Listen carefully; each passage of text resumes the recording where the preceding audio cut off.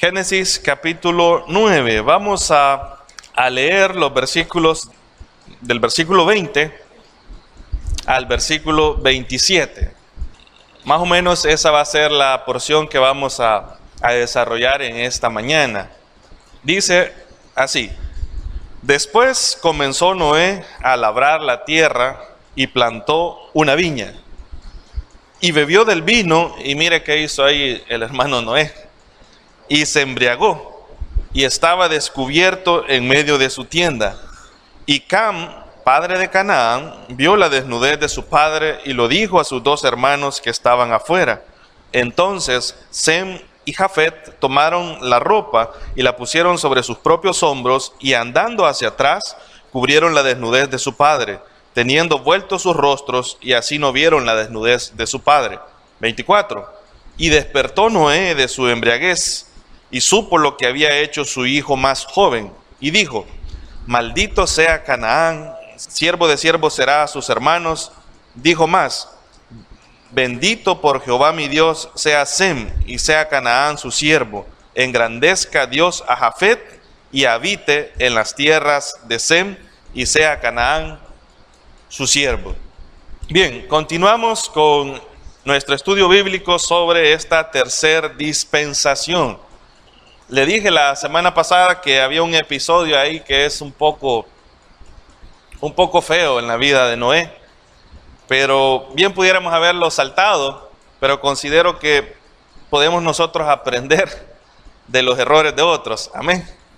La Biblia, de hecho, en el libro de Romanos capítulo 15, el apóstol Pablo dice que las cosas que están escritas, o sea, todo lo que está escrito, sean cosas buenas o sean cosas que no se vean tan buenas así a simple vista, fueron escritos para enseñanza nuestra. Es decir, que los creyentes podemos aprender de todo lo que está escrito en la Biblia, aún inclusive de los errores de otros. Y eso es lo que vamos a estudiar en esta ocasión. Pues hasta este punto, solo volvamos a ponernos en contexto.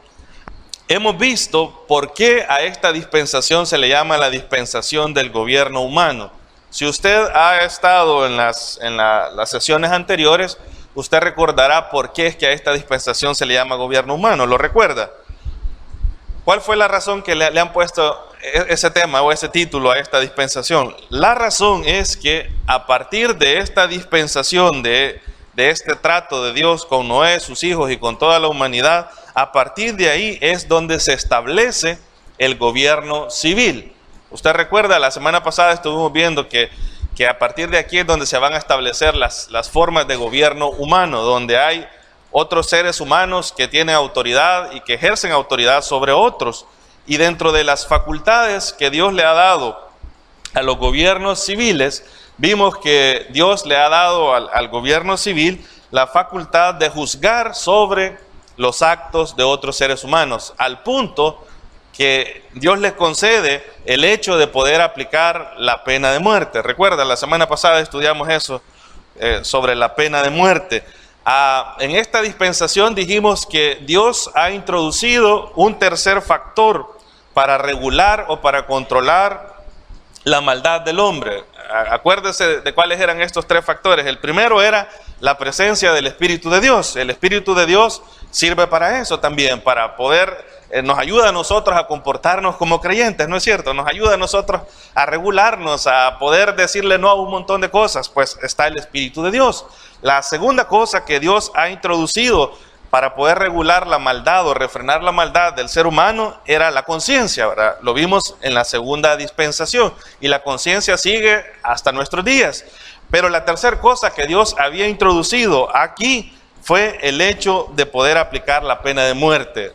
El hecho de conceder la facultad de aplicar la pena de muerte a un gobierno. Esos tres factores están ahora presentes en la vida del ser humano y Dios los ha colocado para poder refrenar la maldad. Muy bien, eso fue prácticamente todo lo que cubrimos la semana pasada. Pero en esta ocasión, antes de ver el fracaso de la humanidad completa, el fracaso que tiene que ver con todos los seres humanos en esta dispensación, quiero que dediquemos un poquito de tiempo a hablar de el fracaso en la vida de Noé. El fracaso en la vida de Noé. Mire, si usted recuerda, ¿cómo describe la Biblia a Noé? ¿Cómo le llamó Dios a Noé en unos capítulos anteriores? ¿Varón qué dijo Dios? Varón justo, recto, ¿delante de quién? De Jehová. Pero aún este varón justo, recto, delante de Dios, va a cometer ahí unos cuantos errores. Y no es de escandalizarnos, hermanos. Le pregunto a usted, ¿será que los creyentes no cometemos errores?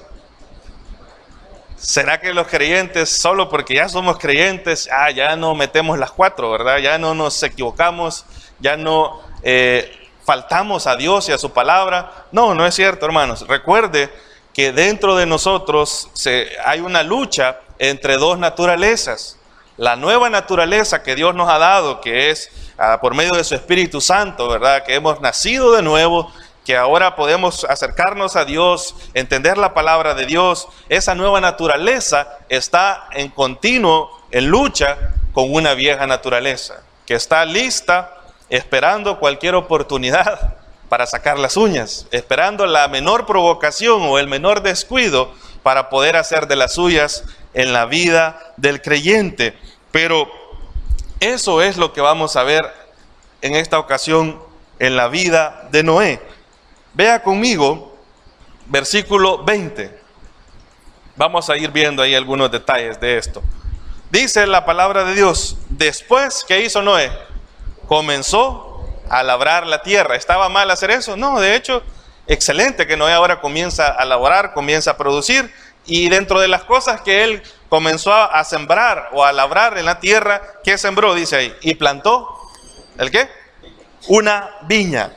Noé plantó una viña. Mire, no sabemos, a veces uno quisiera que la Biblia diera fecha, ¿verdad? Y poder decir, tantos años han pasado desde que salieron del arca y ahora Noé comenzó a hacer esto. No, la Biblia no nos dice si pasaron 10, 15 años o si esto fue algo inmediato, ¿verdad? No lo sabemos.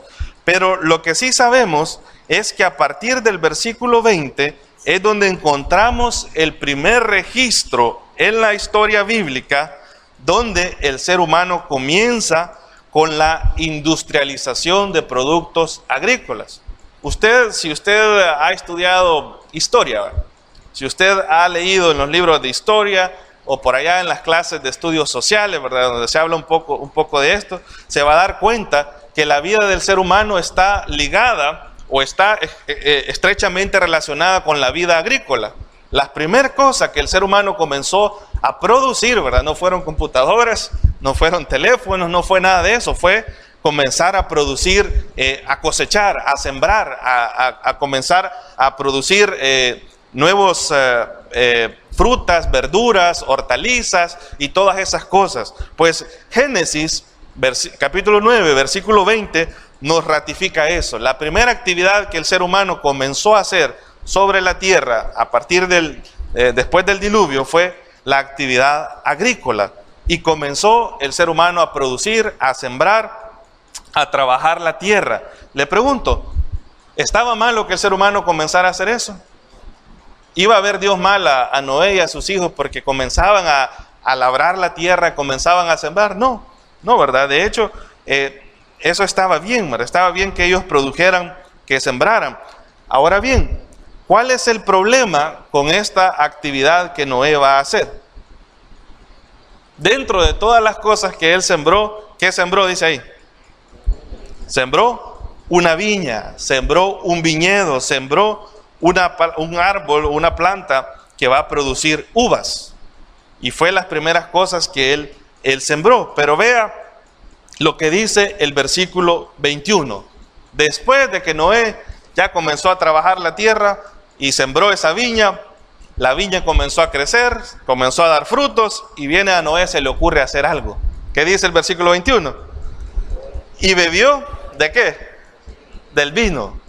¿Sabe que uno de los productos más viejos, y esto es, hagamos a un lado la historia bíblica y veamos la historia secular, uno de los productos más viejos que no se sabe, no hay una fecha exacta, ciencia cierta, de cuándo se comenzó a producir, ¿sabe qué producto es? El vino. la mayoría de civilizaciones antiguas, los egipcios y todos esos que tienen bastante tiempo de existir, las primeras cosas que se encuentran, que ellos comenzaron a producir, fue el vino. Y eso concuerda con lo que la Biblia dice.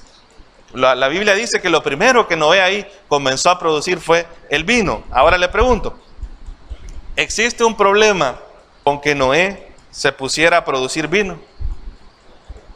¿Estaba mal que Noé se pusiera a producir vino? No, ¿verdad? No había ningún problema. No, de hecho, en la Biblia usted va a ver que el vino a veces está relacionado con el gozo, con la alegría, y no tanto con la parte de embriaguez o la parte mala que nosotros conocemos. Está relacionado con cuando alguien estaba alegre, bebía vino. El vino era parte de las comidas, o estaba dentro de la dieta alimenticia. El vino era parte de su vida. Pues no estaba mal que comenzara a producir vino. Eso estaba bien. Ahora, ¿existía algún problema con que Noé se tomara una copa de vino? ¿Qué piensan ustedes? Quizás algunos por pena no dicen no, ¿verdad? Pero algunos han de decir, no, hermano, que Noé no tenía que tomar vino. No, mire, no existía ningún problema con que Noé, luego de producir el vino, luego de que lo fermentara, hiciera todo ese proceso, viniera Noé y a la hora del almuerzo dijera, me voy a tomar una copa de vino. No había ningún problema. El problema vendrá con el abuso que Noé hace de este producto. Oiga bien, quizás usted se pregunte y sea de esos creyentes que no sabe, ¿verdad? Si, hermano, y yo me puedo tomar una copa de vino. ¿Qué le diría usted a otro creyente que le pregunte eso? Invíteme, hermano, le diría, ¿verdad? Dígame cuándo y nos la echamos, ¿verdad? No, hermanos, no hay problema con que Noé tomara una copa de vino. El problema es que Noé no solo se tomó una, ¿sabe cuántas se tomó? Depende de la contextura del cuerpo, de la masa del cuerpo, así es la cantidad de alcohol que el cuerpo necesita para estar embriagado. Entonces, el problema con Noé no fue que se tomara esa copita, ¿verdad? El problema con Noé fue que él abusó de ese producto y abusó de esa libertad y llegó al punto de caer en la embriaguez. Y es lo que nosotros leemos en el versículo 21. ¿Sabe? Escuché alguna vez al pastor Adrian Rogers decir que muchas veces el pecado consiste en abusar de algo que es bueno. El pecado consiste muchas veces en abusar de algo que es bueno, y usted se va a dar cuenta de eso, ¿verdad? Cuando algo bueno se hace en exceso o se abusa de eso, eso se llega a convertir en un pecado. El beber una copa de vino era algo bueno, pero ¿cuál era el problema? Excederse de tomar esa copa de vino. Y dice el versículo 21, y bebió el vino. ¿Y qué pasó después con Noé? Y se embriagó.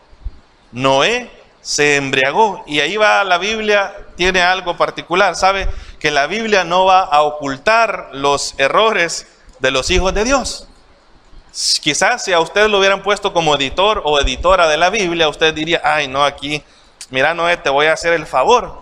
Voy a quitar esta historia toda fea ahí de tu currículum y la vamos a esconder, ¿verdad?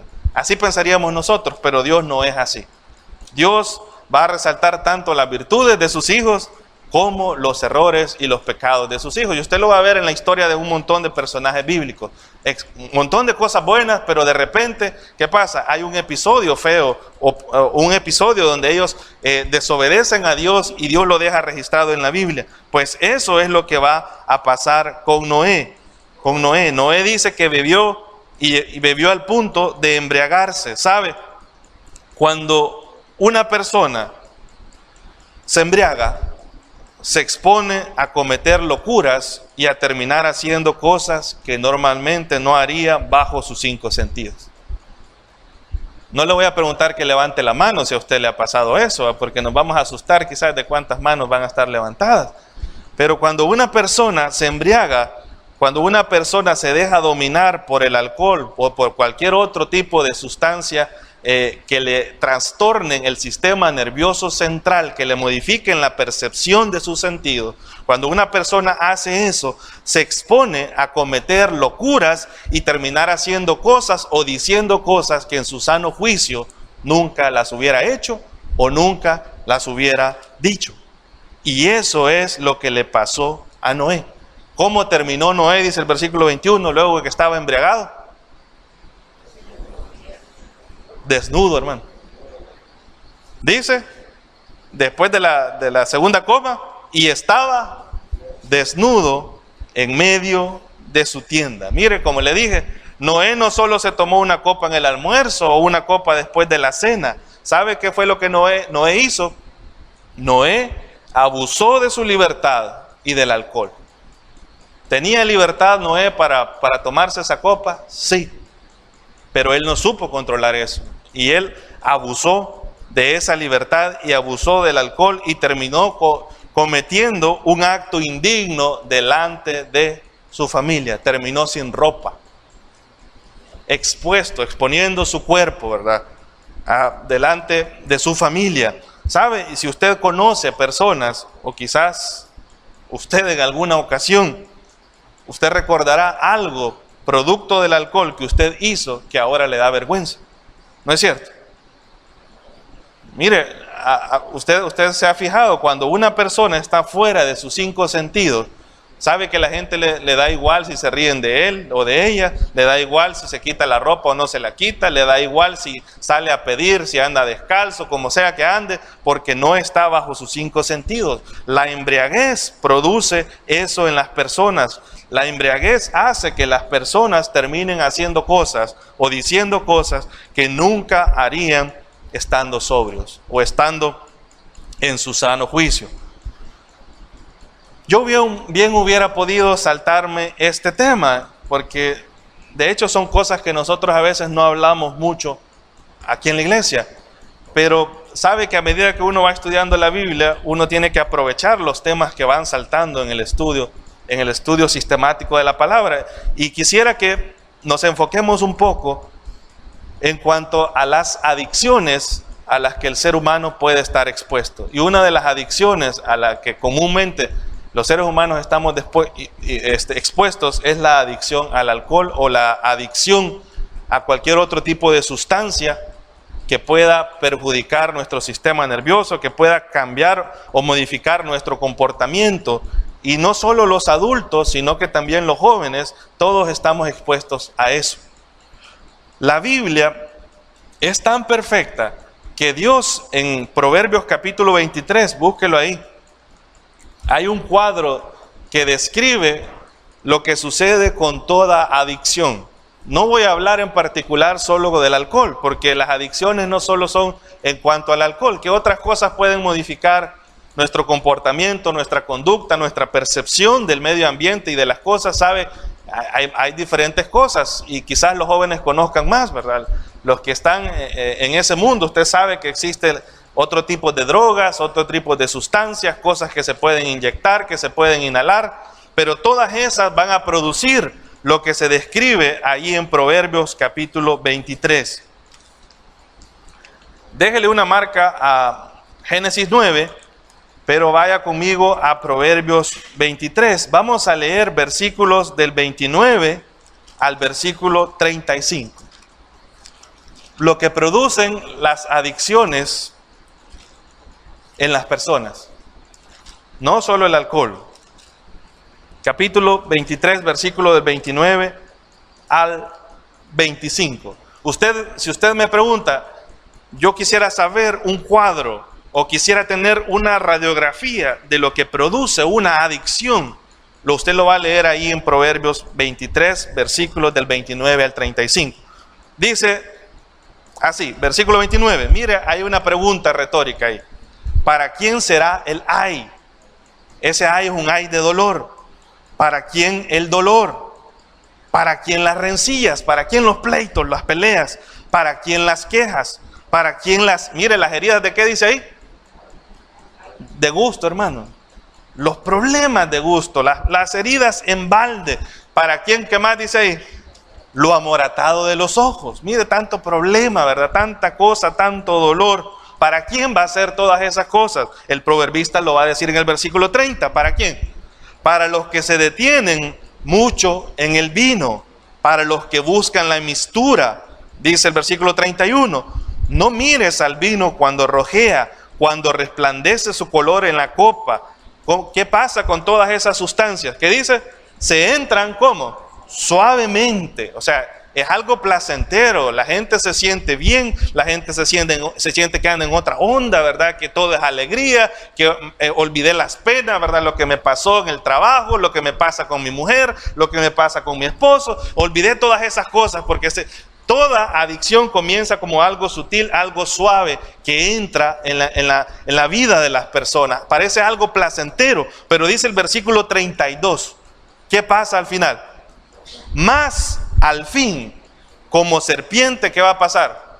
Morderá. Y como áspid, ¿qué va a dar? Dará dolor. Y mire, la descripción de lo que le pasa a una persona que se ha dejado controlar por cualquier tipo de sustancia, que cambie su percepción del ambiente y sus sentidos, dice el versículo 33, ¿qué le va a pasar? Tus ojos mirarán cosas extrañas, ¿verdad? Usted va a ver pony volando, ¿verdad? Y cosas así, y que todo es bonito, y todo es rosa, y todo es de lo mejor que usted quiera percibirlo, así lo va a ver, dice. ¿Y tu corazón qué va a hacer? ¿Hablará? Perversidades. Dice un refrán, ¿verdad? Es un refrán popular, que los bolos y los niños dicen la verdad. Cosas que usted nunca hubiera dicho estando sobrio, las va a decir cuando esté controlado bajo el dominio de cualquier tipo de esas sustancias. ¿Qué dice ahí? Versículo 34, la descripción de lo que le pasa a una persona así. Dice, será como el que yace en medio del mar. Yo me imagino esto. ¿Usted se ha subido alguna vez a un barco? ¿Verdad que los barcos son estables y no se mueven? No, tal vez si fuera un gran transatlántico, ¿verdad? O de esos grandes barcos no se percibe. Pero en un barco pequeño, ¿qué pasa? Está en continuo movimiento, ¿verdad? Usted no puede estar parado, se está tambaleando de un lugar a otro. Eso es lo que dice ahí. O como el que está en la punta del mastelero, ¿verdad? Ahí se mueve todo. Versículo 35. Dice, y dirás, ¿qué va a decir? ¿Qué dice uno internamente? Me hirieron, mas no me dolió. Me azotaron, mas no lo sentí. Y miren la intención, lo que sucede cuando alguien ha caído en una adicción. ¿Qué dice ahí? Cuando despertare, cuando se me pase esto que estoy sintiendo, ¿qué va a pasar? Aún lo volveré a buscar. Yo leo esta descripción, hermanos, y a veces uno solo piensa en la figura del alcohol. No, hermano, cualquier tipo de adicción produce lo que dice ahí. Cualquier tipo de cosa que nosotros estemos permitiendo en nuestra vida. Quizás a veces usted está dándole lugar a vivir controlado o controlada por las pastillas. Y no puede dejar de pasar un día sin tomarse una pastilla, X o Y pastilla. Está bien, hermano, si eso se lo ha prescrito un médico y le ha dicho, mire, usted tiene esto, esto y esto, tómese estas 20 pastillas diarias. Pero hay muchos de nosotros que por hobby nos tomamos pastillas. Controlados porque nos sentimos mal y de repente, ay, con eso me voy a sentir mejor. Sabe que eso es una adicción. Hay bebidas que existen, por ejemplo, y yo no voy a decir que es pecado tomarla. Usted dice, me voy a tomar un Red Bull. Sí, pero yo conozco muchos que mezclan Red Bull con dulce y con otras cosas y dicen, con eso estoy listo para un examen.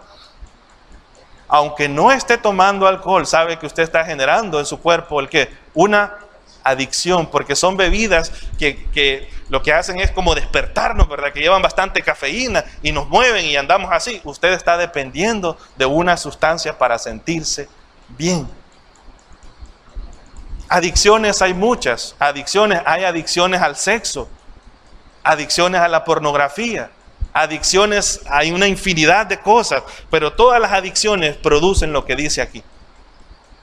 Y ya vamos a ver detalladamente cada una de esas cosas. Fíjese, estaba buscando en la Biblia o en la traducción del lenguaje actual, estos versículos del 31 al 35, y los tengo ahí en pantalla, se los voy a leer si usted logra leerlos, si no, escuche, dice ahí, querido jovencito, un consejo de un padre hacia un hijo, no te fijes en las bebidas embriagantes que atraen por su color y su brillo, pues se beben fácilmente, ¿verdad? Es bien fácil tomarse una cerveza. Es bien fácil echarse un trago. Es bien fácil inyectarse algo. Es bien fácil dar una inhaladita de algo. Es bien fácil. Todo eso es súper fácil. De hecho, las primeras muestras de esas cosas sabe que son gratis. Y se las ofrecen en la escuela, se las ofrecen en la universidad. Eso es bien fácil. Es bien fácil que alguien le diga, ¿sabe? Que es más fácil que alguien le diga, vamos a tomar, vamos a inyectarnos esto, a fumar esto. Es más fácil hacer eso que decirle, te voy a invitar a comer.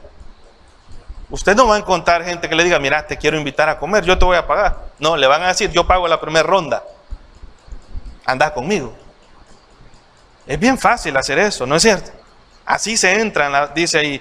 Dice el versículo 32, pero muerden como ¿qué? Como víboras y envenenan como ¿qué?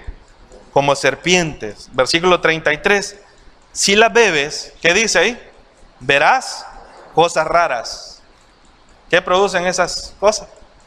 Otras sensaciones, ¿verdad? Cosas raras, dice. Y te vendrán, mire, esa me gustó ahí. ¿Qué dice que le vendrá? Te vendrán las ideas más tontas. Hablando de que cuando uno está controlado por el alcohol y por esas sustancias y esas cosas, se le vienen las ideas más tontas. Me recuerdo una anécdota que dice mi papá que una vez él y un amigo iban pasando cerca del cementerio general. Y como estaban controlados por esa sustancia, ¿verdad? Estaban embriagados. ¿Sabe qué dijeron? Dice que venían de una fiesta de no sé dónde. Crucémonos el cementerio.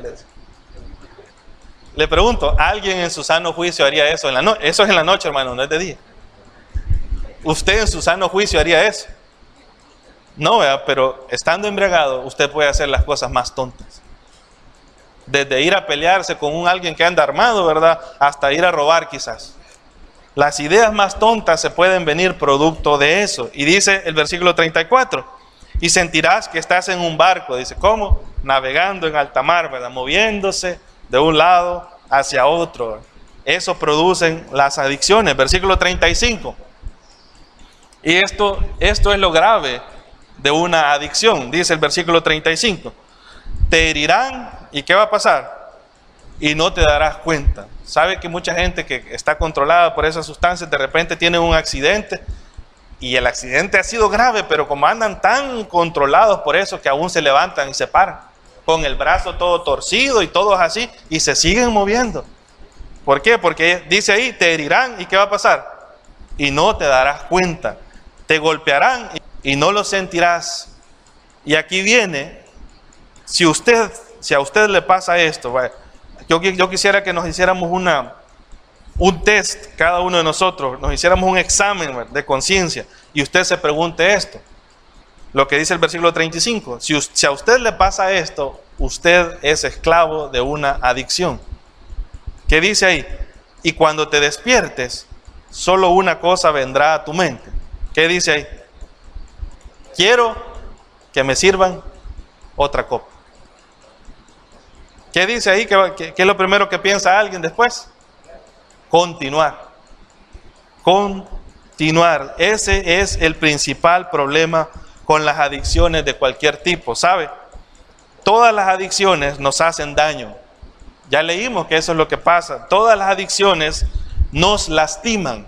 Uno sabe las consecuencias de su vicio. Uno sabe las consecuencias de seguir repitiendo ese patrón de cosas. Y uno sabe hacia dónde va. Sabe que después de que cuando llegue la mañana y cuando despierte de su embriaguez, cuando despierte de eso que lo ha estado controlando, usted sabe que se va a sentir mal. Y usted sabe que se va a arrepentir de lo que ha hecho. Pero cuando usted está atrapado por una adicción, lo primero que le va a venir a su mente, usted va a decir, sí sufrí, sí me dolió, sí me fue mal, sí me golpearon, sí sé que eso me hace daño, pero usted va a decir al final, quiero que me sirvan otra copa. Eso es lo que produce una adicción. Hablando de la adicción, por ejemplo, al sexo o a la pornografía, sucede lo mismo. ¿Qué es lo que pasa en la mente del ser humano? Usted dice, hace esto y lo otro, y de repente usted sabe que después de que haga eso se va a sentir mal. Y usted sabe que se va a sentir mal con Dios, se va a sentir mal usted mismo, y que usted se va a sentir inconforme, y sabe el mal sabor que viene al final. Pero cuando usted está prisionero de una adicción, usted va a decir, sí, me dolió, sí está mal, sí, pero lo volveré a hacer. Así actúa todo aquel que está atrapado en una adicción. Las adicciones esclavizan, hermano. Las adicciones nos aprisionan. Y usted sabe que, usted conoce todo el panorama y sabe que así comienza, sabe lo que va a sentir, sabe cómo se va a sentir, sabe lo feo que va a vivir al final, pero usted va a volver a decir esto, lo que dice el versículo 35, te herirán y no te darás cuenta, te golpearán y no lo sentirás, y cuando te despiertes solo una idea va a venir a tu mente, lo voy a volver a hacer. A veces uno juzga a un alcohólico y uno dice, puchi, que ese fulano o esa fulana que no se da cuenta que está destruyendo su vida, sabe que él sí se da cuenta o ella sí se da cuenta que está destruyendo su vida, pero el problema es que está prisionero y el primer pensamiento que le va a venir el siguiente día, ¿cuál va a ser? Lo voy a volver a hacer. Eso producen las adicciones. Eso producen las adicciones, y la Biblia lo deja claramente expreso ahí. La Biblia nos da una radiografía de lo que produce una adicción, que produce dolor, produce vergüenza, produce hacer cosas que uno nunca haría, que uno sabe las consecuencias, pero que al final uno está tan inmerso y está tan atrapado que lo siguiente que va a volver a hacer es repetir eso. Cuando usted repite una cosa una vez, la repite otra vez y otra vez, se le vuelve un ciclo, de tal forma que después usted no puede salir de eso.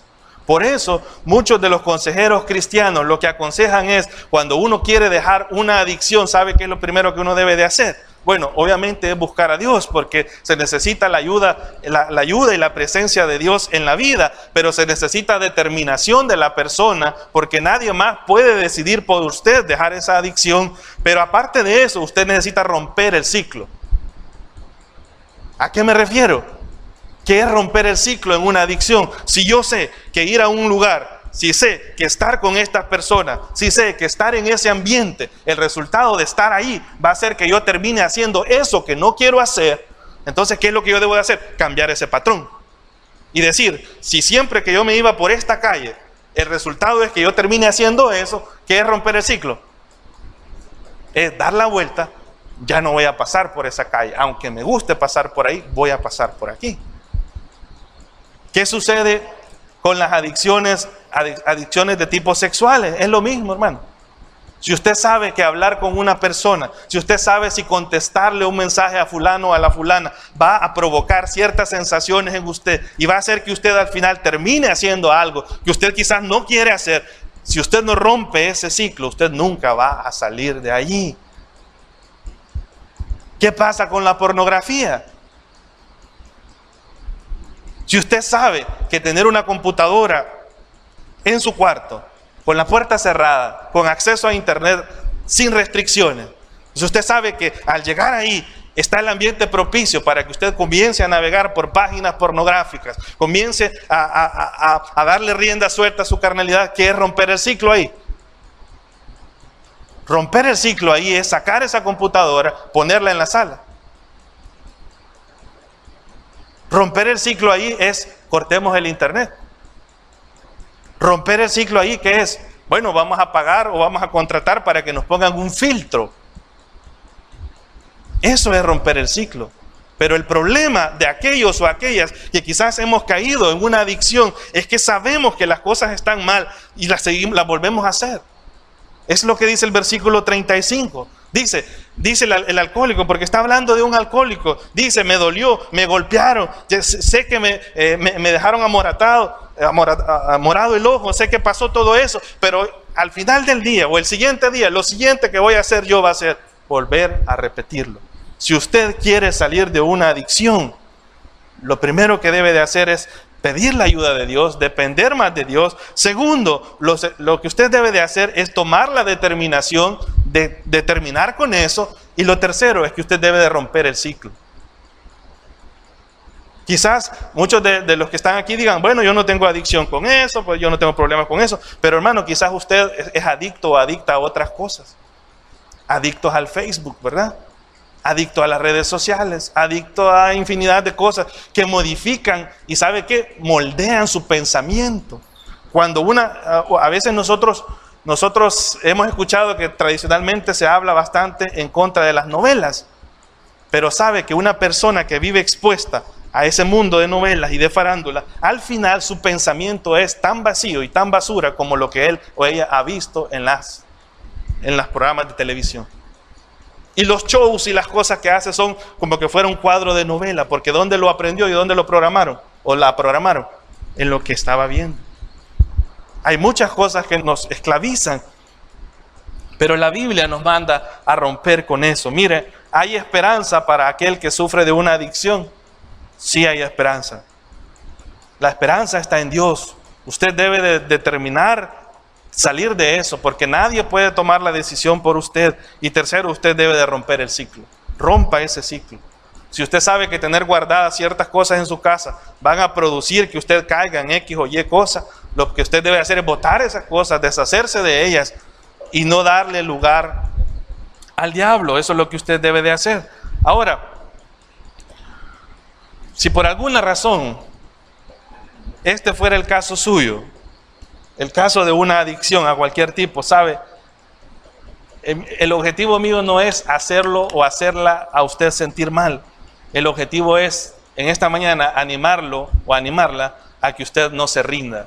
Porque lo peor que una persona puede hacer ante una adicción es rendirse y decir, ya no salgo de esto. No, un creyente no debe de rendirse y debe de buscar la ayuda de Dios y debe de hacer todo eso que le dije. Y en ocasiones, hermanos, quizás sea necesario que usted busque ayuda de alguien más, ayuda de un profesional, ayuda de un consejero cristiano, ayuda, puede ser hasta de un psicólogo, hermanos, no sabemos.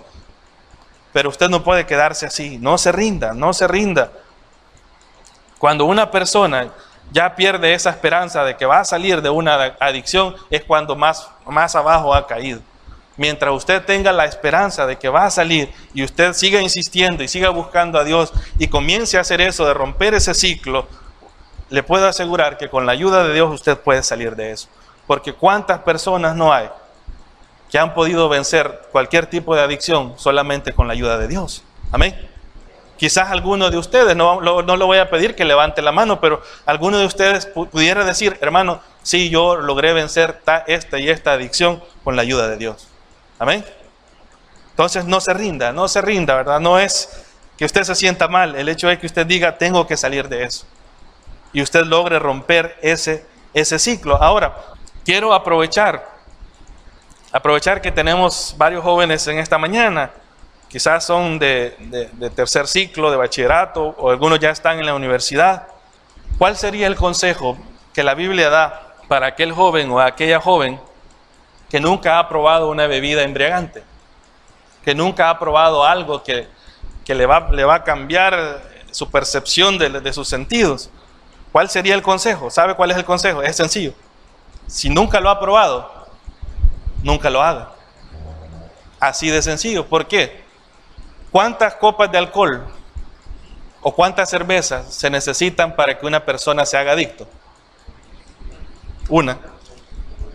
Usted no necesita 20 cervezas para hacerse adicto. No necesita una botella de tequila completa para hacerse adicto. ¿Sabe qué necesita? Una. La primera. ¿Por qué los vendedores de droga generalmente van a regalar las primeras dosis? ¿Por qué lo van a regalar? Porque saben que si logran que un joven, que un niño, que un adolescente, que un estudiante, que alguien así consuma una vez, ¿sabe qué tienen asegurado ellos? Que va a conseguir la segunda, la tercera, la cuarta, la quinta, de ahí va a ir a vender las cosas de su casa porque usted va a tener que estar desesperado por consumir eso. El consejo para usted joven, ya sea hombre o mujer, que nunca ha probado el alcohol, no se está perdiendo de nada. No se está perdiendo de nada. Lo que se está perdiendo es quizás de una adicción, y dé gloria a Dios porque usted se está perdiendo de eso. Se necesita una copa, una fumada, una inhalada para comenzar a ser adicto. Lo mismo es con la pornografía, lo mismo es con el adulterio, lo mismo es con tantas cosas que nos pueden esclavizar. ¿Sabe cuántas relaciones sexuales extramatrimoniales necesita una persona para ser adúltera? Una. Y si lo hizo una vez, dice ahí, me dolió, salió todo mal, sí, pero ¿qué va a pensar otra vez? Dice el proverbio, lo volveré a hacer. Entonces no lo haga.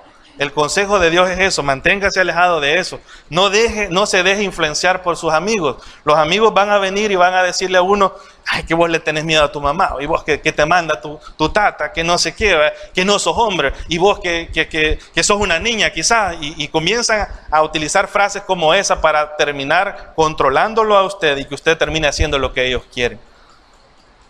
Algo bien sencillo que puede decirle usted a sus amigos cuando lo estén presionando es, vos no me mandás. Y así los calla.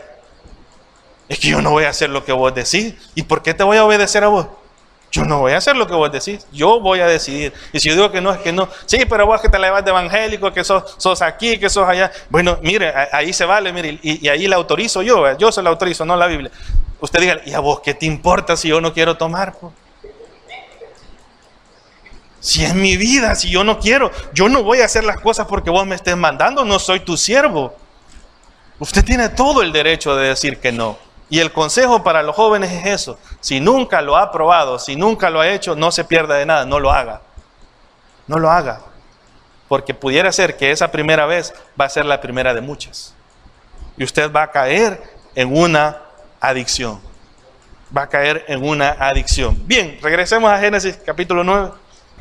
No le digo que Noé fue adicto, ¿verdad? No sabemos si Noé repitió ese acto otra vez en su vida. No lo sabemos, pero sí sabemos que ocurrió una vez.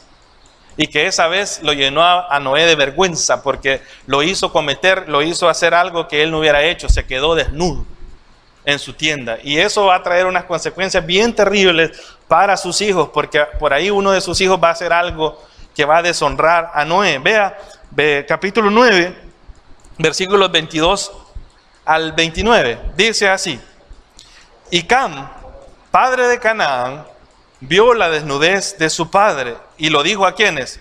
A sus dos hermanos que estaban afuera. Mire, ya le voy a explicar eso que es ver la desnudez y que debemos de distinguir varias cosas ahí. Pero más adelante se lo digo. 23. Entonces Sem y Jafet tomaron la ropa y la pusieron sobre sus propios hombros y andando hacia atrás, cubrieron la desnudez de su padre, teniendo vueltos sus rostros, y así no vieron la desnudez de su padre. ¿Y qué pasó con Noé? Mira el día siguiente, versículo 24. Y despertó Noé de su embriaguez. ¿Y qué pasó? Y supo lo que había hecho su hijo, el más joven. Y mire, Noé va a hacer ahí, usted sabe que en esta época, donde se está formando la civilización de la humanidad, los padres, hablando del papá de la casa, él fungía o representaba lo que equivaldría a un sacerdote. El padre era el representante de familia y delante de Dios, y lo que el padre decía, sabe que se cumplía. O sea, si un papá bendecía a sus hijos, la bendición les llegaba. Si un papá maldecía a sus hijos, la maldición también les llegaba. El padre era el representante delante de Dios. Entonces, en ese papel de padre, molesto por lo que su hijo había hecho, mire lo que dice Noé. Y despertó Noé su embriaguez y supo lo que había hecho su hijo más joven. Y dijo, ¿qué le dice Noé ahí a su hijo? Miren, no es a su hijo, es a su nieto, porque Canaán es el hijo de Cam. ¿Qué dice? Maldito sea Canaán, siervo de siervos será a sus hermanos. Mire a qué lo está condenando. Canaán es el nieto, ¿verdad? Ya lo vamos a ver más adelante. Dijo más bendito por Jehová mi Dios sea Sem. De Sem van a venir los judíos. Usted sabe que a los judíos se le llaman semitas, pero no rellenan, ¿verdad? Los judíos se le llaman semitas porque vienen de la línea de Sem, ¿verdad? Entonces dice, bendito sea, ¿quién dice? Engrandezca, dice, más bendito por Jehová mi Dios sea Sem y sea Canaán su siervo. Engrandezca Dios a Jafet y habite en tiendas de Sem y sea Canaán su siervo. Y vivió Noé después del diluvio 350 años y fueron los días de Noé 950 años. ¿Y qué pasó con Noé? Y murió. Ese acto deshonroso de Noé va a traer problemas a su familia. Según lo que acabamos de leer, ¿qué fue lo que hizo Cam? ¿Vio el qué? La desnudez de su padre, pero algo más hizo. ¿Qué más hizo? Salió corriendo a llamar a sus hermanos y les dijo: vengan a ver mi tata cómo está ahí, el viejo está bolo ahí, echado ahí en la tienda, y vengan a ver todo lo que ha hecho, como ayer se puso bolo y miren cómo ha terminado.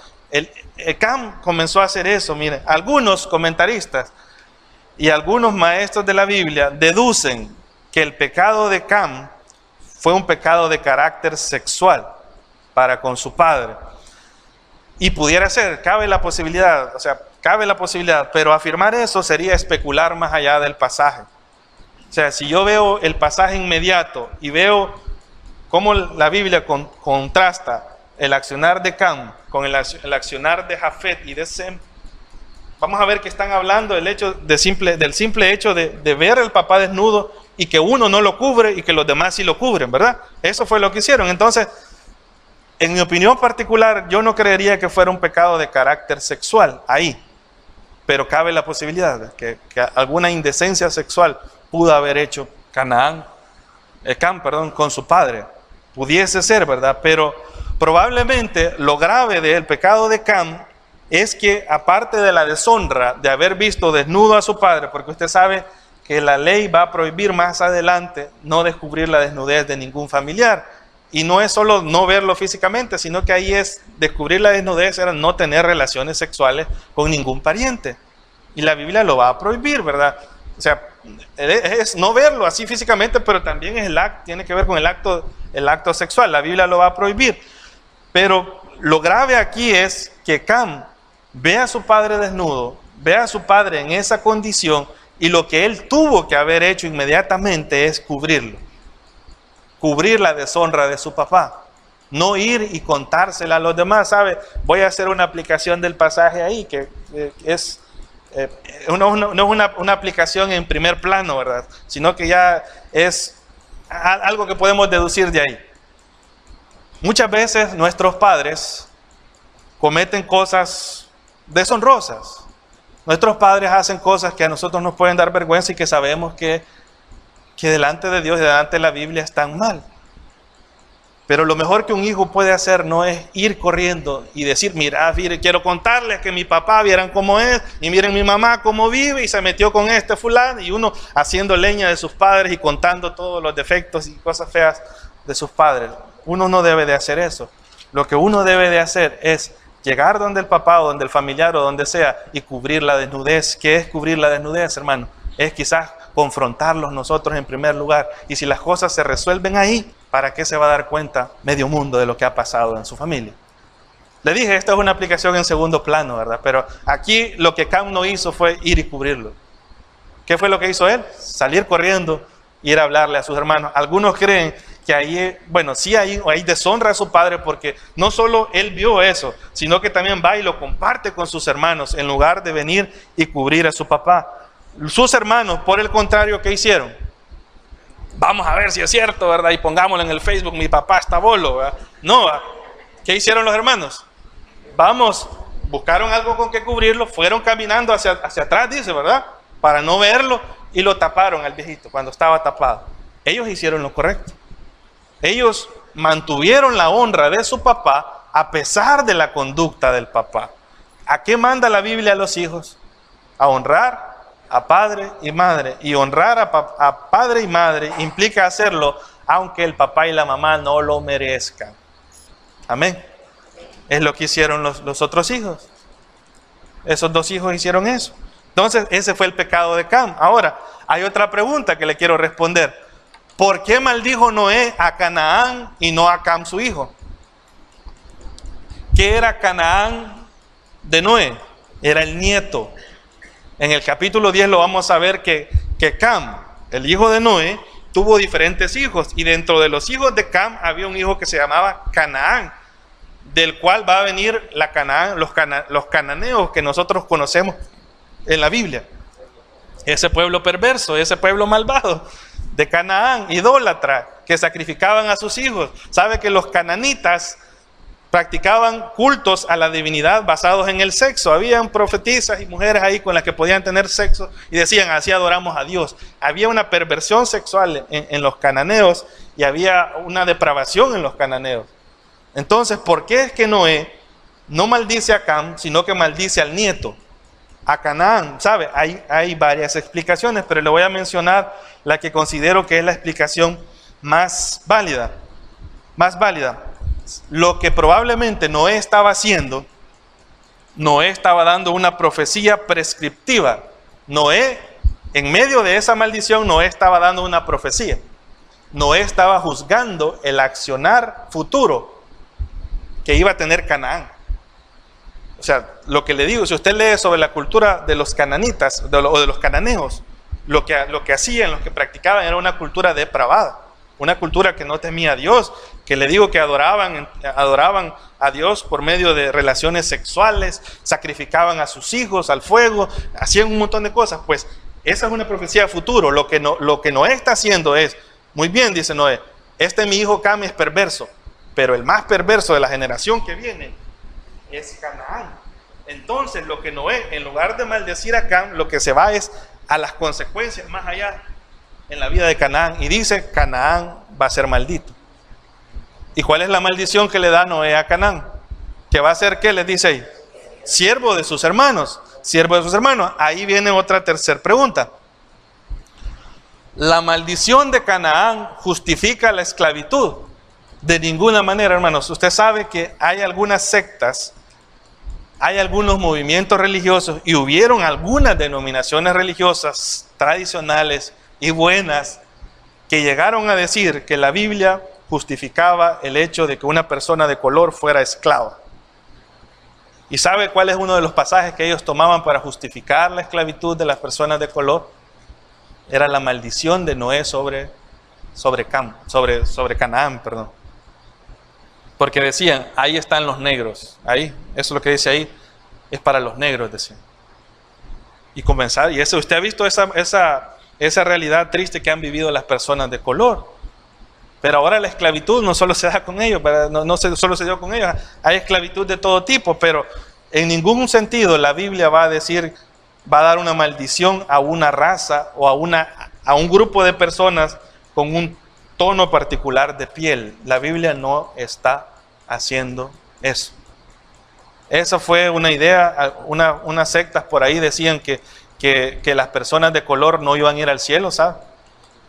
Decían que eran monos, decían que no tenían alma y un montón de cosas. ¿Y sabe qué era lo peor?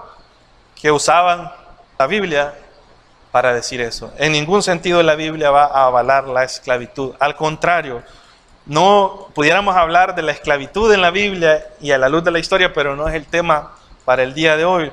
Lo que sí les puedo decir es que allá en la carta a los Gálatas, el apóstol Pablo, hablando inspirado por el Espíritu Santo, dice en el capítulo 3, pues todos sois hijos de Dios por la fe en Cristo, porque todos los que habéis sido bautizados en Cristo, de Cristo estáis revestidos. Y el versículo 28 del capítulo 3 dice, ya no hay judío ni griego, no hay esclavo ni libre en Cristo, ¿verdad? No hay varón ni mujer, porque todos vosotros sois uno en Cristo Jesús. ¿Qué es lo que hace el cristianismo verdadero? Es tratar a las personas por igual.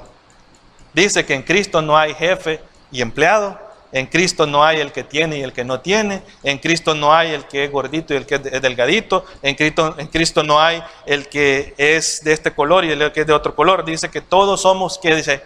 Uno en Cristo, ¿verdad? Entonces, la Biblia no está avalando en ningún sentido la esclavitud ahí. Se lo aclaro porque a la luz de la historia usted va a poder ver eso. Ahora termino con esta idea. ¿Por qué? Porque diríamos, puya, ¿por qué no fui como David? ¿Por qué no fui como fulano? David de la Biblia, ¿por qué no pasó? No fui como la fulana, como Esther, como Ruth, ¿verdad? ¿Por qué? Porque ellos fueron perfectos y nosotros no idealizaríamos esos personajes, pero la Biblia los presenta como seres humanos normales, como creyentes sí, que sirvieron a Dios sí, que adoraron a Dios sí, pero que aún en medio de eso, debido a la vieja naturaleza y al pecado que vive en nosotros, cometen errores. Así que, hermanos, Debemos de juzgar el pecado en otros creyentes, sí, y a veces a los líderes nos toca hacer eso, y es bien difícil porque juzgar a alguien más es bien complicado, pero a la vez la Biblia lo manda a hacerlo por muchas cosas, por el bienestar de esa persona, por el bienestar de la iglesia, por todo eso. Pero ¿a qué lo quiero llevar yo? Que a veces no seamos tan severos con los errores de otros, porque sabe que usted también tiene sus errores. El problema es que el suyo quizás no se ha descubierto, y el del otro sí, o el de la otra sí. Así que tratemos al otro, va a decir Pablo, como quisiéramos ser tratados. Hay que juzgar el pecado, sí, ¿verdad? Pero no a la persona. O sea, juzguemos lo que ha hecho, ¿verdad? Pero ayudémosle a restaurarla. ¿Fue Noé un varón perfecto? Sí. Pero cometió errores Noé. Usted vio uno ahí. Se embriagó el hombre, abusó de su libertad. Libertad para tomarse una copa, sí, pero no para embriagarse. ¿Y qué hizo Noé?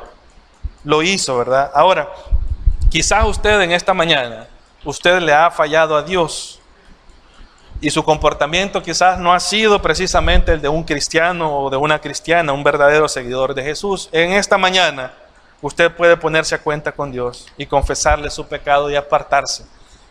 Y si usted está en una adicción, la Biblia le ha hablado, ¿verdad? Usted ha visto lo que dice la Biblia ahí. Lo que le quiero recordar es que sí hay esperanza. Sí se puede salir de una adicción. Sí se puede salir de un pecado. Si usted está metido en una situación pecaminosa y usted dice, usted ya se acostumbró a vivir ahí, ese no es el deseo de Dios para usted. Dios quiere que usted sea feliz. Y la única forma en la que un creyente puede ser feliz, ¿sabe cuándo es que un creyente puede ser feliz? Cuando tiene dinero, hermano, ahí es la felicidad para mí. No, hermano, usted puede tener dinero y ser infeliz. Cuando tiene salud, tampoco. ¿Sabe cuándo un creyente es feliz? Cuando está haciendo la voluntad de Dios y está limpio delante de Dios y puede decir, Padre, tú sabes que estoy haciendo mi mejor esfuerzo, no hay nada que tú puedas reprocharme. Cuando un creyente...